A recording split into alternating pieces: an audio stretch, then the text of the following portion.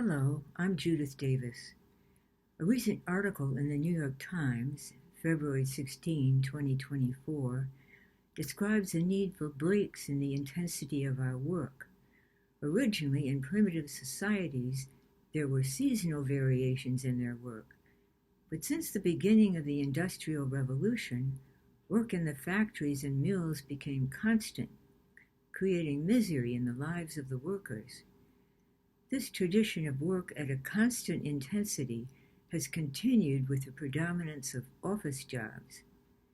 But with cognitive work, it's counterproductive to work constantly because the human brain needs downtime, both to recover from the effort of creation and to incubate new ideas.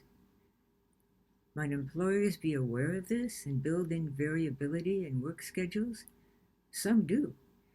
For example, the software development company Basecamp has employees work for 6 to 8 weeks on one or more specific projects and then have a 2-week period where they can do maintenance tasks and consider what they would like to focus on next.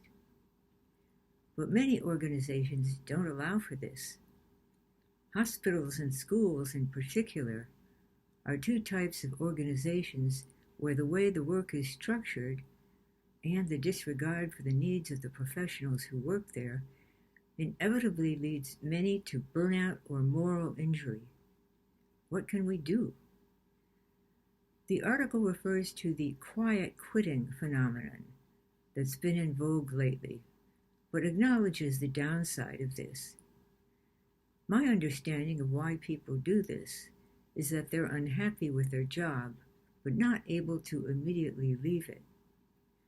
Quiet quitting isn't very helpful because, first of all, employers don't like it, and more importantly, it's the use of rebellion or passive aggression to enable avoidance. These aren't usually positive habits to make a part of your repertoire of responses to problems. The article suggests surreptitious ways to create downtime for yourself, such as avoiding optional activities and saying no to requests for extra work. I'm not sure that being surreptitious is a good response either. You don't want to be sneaky. If you're self-employed, the way to schedule periods of intense work followed by periods of relative downtime can be easy, as long as you aren't locked into the habit of working intensely without breaks. My last blog described how you can unlock a locked-in habit.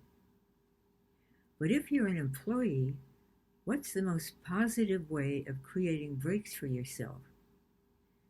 Because there's such variability in these situations, there's no one right answer. But your inner guide can be of great help. Because it has access to your entire memory bank, which includes all the perceptions you've ever had, it has much more information than your aware mind does. It can use this knowledge to find ways to create downtime for yourself.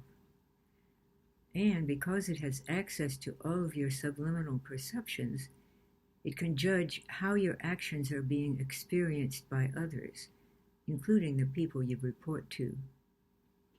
If you don't yet have an inner guide, you can acquire one using the link below.